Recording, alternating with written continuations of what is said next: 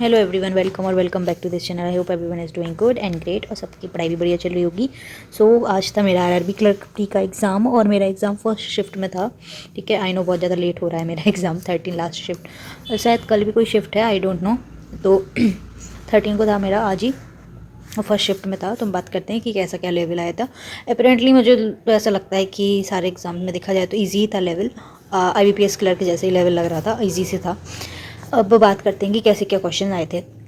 तो सबसे पहले रीजनिंग स्टार्ट होती है। तो रीजनिंग में स्टार्ट होते ही सबसे पहले मेरे में आया था वो 6% वाला, जो वेट वाला था ना, कि अलग अलग हैं वो ग्रेटर देन वाला वो। तो इसकी जो सीक्वेंस बन रहा था JNM KPL, ये मेरा सीक्वेंस बन रहा था। उसमें कुछ कंडीशंस थी कि के बाद 2 लोग बैठेंगे, P और N एक से हैं, ये लास्ट में नहीं है, ऐसी कुछ कंडीशन थी। आज मतलब ऐसा पहली बार हो रहा है कि मुझे सारी चीज़ें याद हैं। फिर 6% प्लस डे वाला था कि मंडे ट्यूसडे वेडनेसडे हैं, तो उसमें बैठे हुए हैं, जिसमें एक कंडीशन दी गई थी, एस से स्टार्ट हो रहा था कि एक ये वेडनेसडे को है, तो ये इसका ये बन रहा था RTSPQU, ये मेरा बन रहा था। ठीक है, तो ये वाला हो गया। उसके बाद आई थी एक पज़ल 7% इन रो। ठीक है, ये मेरे में लगातार नहीं आई है पज़ल, मैं बता रही हूँ कि कौन कौन सी पज़ल थी। फिर एक थी 7% इन अ रो उस करके।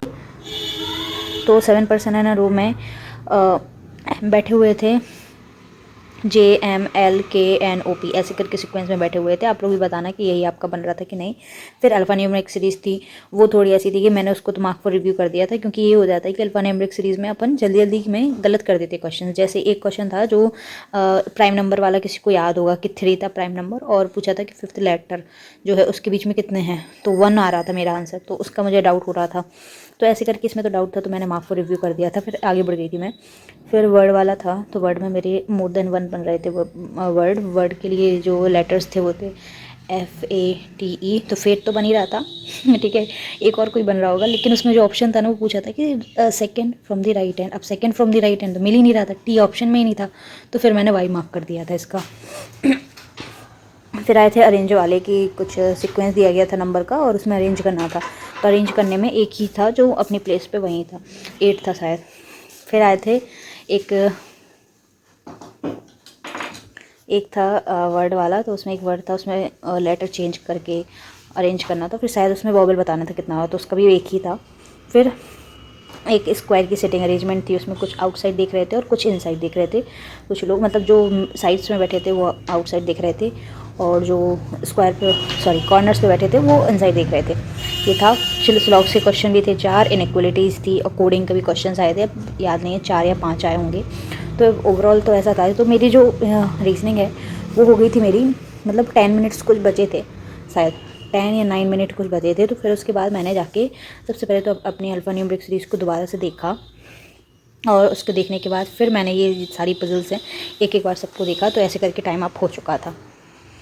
फिर क्वांट की बात करते हैं, तो क्वांट में स्टार्ट हुई थी रॉन्ग नंबर सीरीज़। तो रॉन्ग नंबर सीरीज में जो नंबर सीरीज़ आती है ना वो मैं स्किप ही करती हूँ मोस्टली, बट इसमें बहुत ज़्यादा इजी दिख रही थी तो मैंने फिर कर लिया। पैटर्न बहुत ज़्यादा इजी थी, किसी में स्क्वायर का पैटर्न था और किसी में वैसा वाला पैटर्न था कि 7 × 2 हो रहा था डिफरेंस का, तो वो वाला भी पैटर्न था। मतलब इट्स ईजी थे।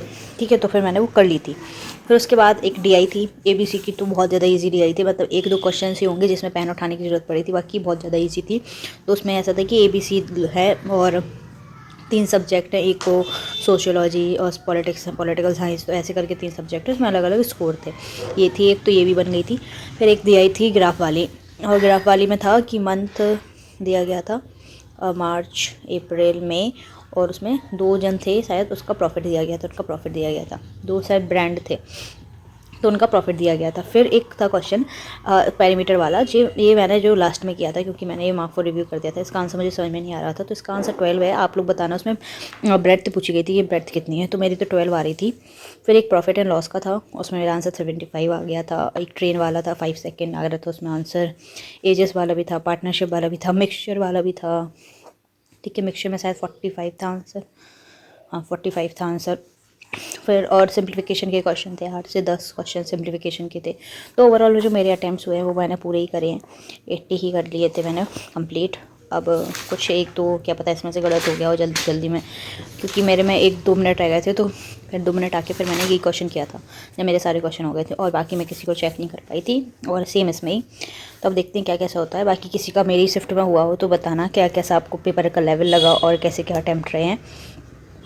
तो डेट्स इट। और बाकी जिसका भी इंटरव्यू है उसको ऑल दी वेरी बेस्ट। तो मिलते हैं नेक्स्ट वीडियो में। Till then tata bye bye, take care.